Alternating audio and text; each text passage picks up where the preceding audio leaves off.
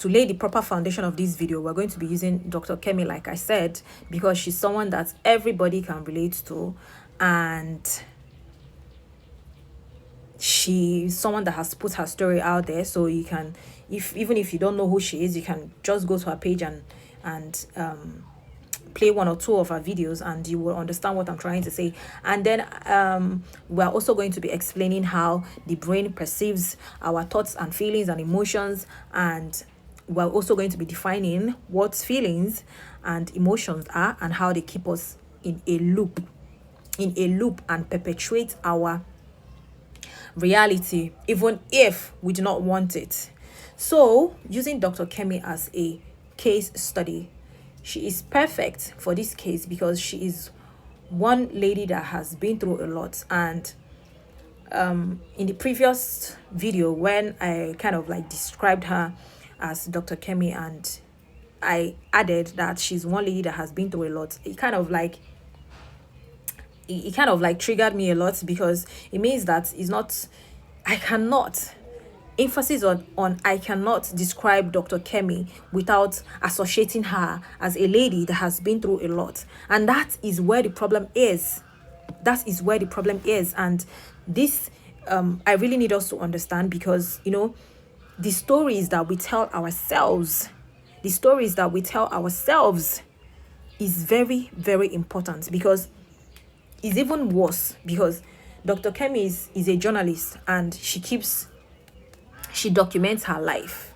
So in as much as truly she has been through a lot, in as much as she tells her stories and they are justified, the truth is, remember what I told you about water and how it stores information.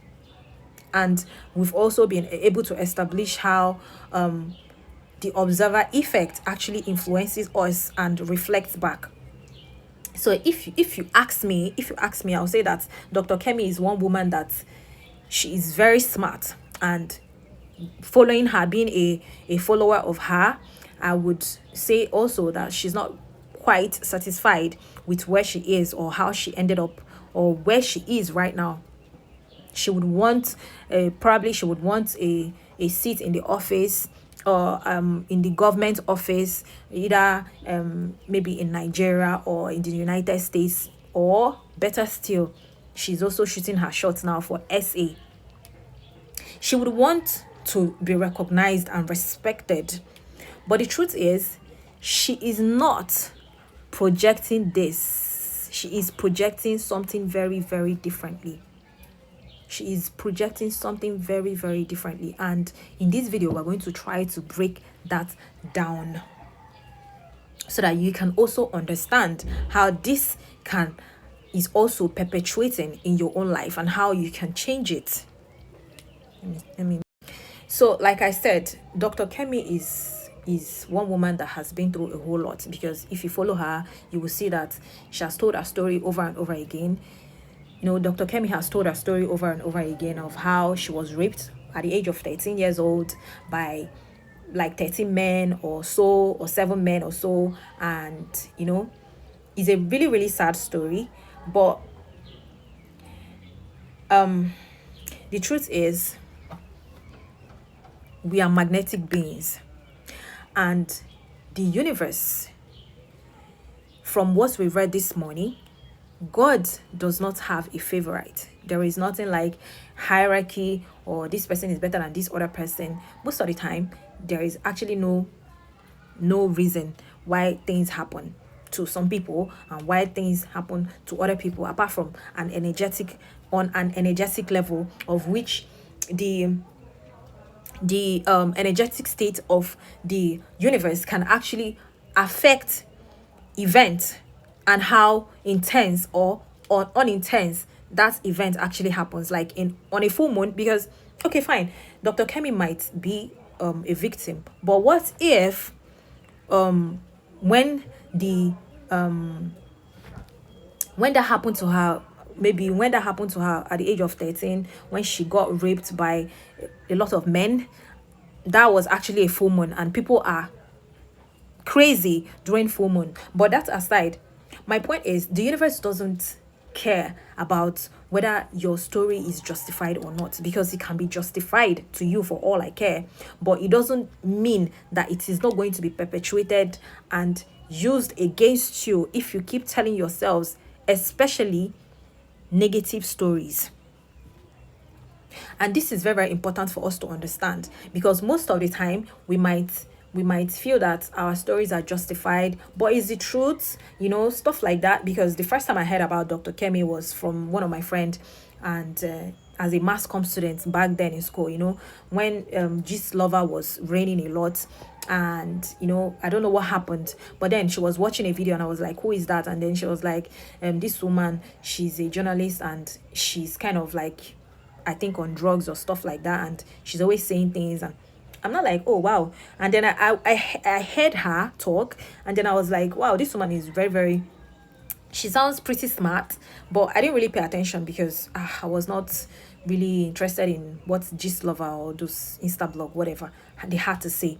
But my point is, years later, I think about 3 years ago, I decided to follow up on Dr. Kemi again, and I got acquainted to Dr. Kemi on a very neutral level, right? But at a point, the reason why I now find myself describing Dr. Kemi as a woman that has been through a lot is because the fact that she's a journalist and she documents a lot has been able to make and mar her also, because she keeps telling these stories, and like we said, your cells are constantly listening to you. Your cells are constantly listening to you. If I'm to diagnose Dr. Kemi on an energetic level right now, I would say that she has a chronic condition of victim mentality. And I'm going to explain to you the reason why I'm saying that, because you might also be telling yourself these stories, and in as much as they are justified, she was raped at the age of 13. Of course, that is horrible. That is something horrible that can happen to anybody, and she deserves every right to be traumatized by it.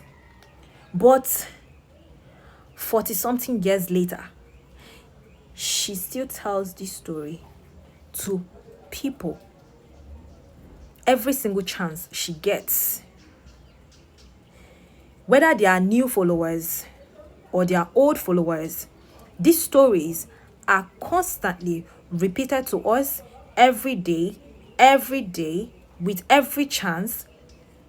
And in this video, we're going to understand what thoughts are and how they keep us in the past, and we begin to understand this concept. This video is going to actually be very long, and I'm going to take my time to explain it because it is very, very important and foundational to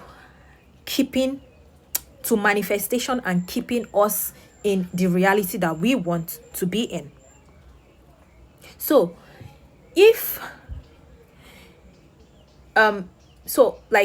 there are stories that there are 3 different stories that Dr. Kemi tells: the rape story, and then the Davido story, when Davido insulted her, called her a mad woman, and told her to go and oil her pussy. And she has a very good reason for that. She babysat Davido when he was a kid. She literally was the second mother. She's way older than him, and I don't know what she did to Davido that made him say that to her. And she's demanding an apology, which Davido hasn't given her up to today. So she's angry about that. She has a third one where she's talking about how her father was horrible to her, ruined her journalist career, and all of those things. And her mother too. Very evil woman, did not like her, maltreated her. Her sister the same. Her sister broke her head, did all these things. Guess what? In her career, she doesn't also have peace, because she's also a victim in her career. She's a very, very famous journalist. In fact, the most famous, if you ask me, in Nigeria. And guess what? She still has a problem because she's the victim. Because of that, she has been bullied. She has been thrown into cells. She has been maltreated.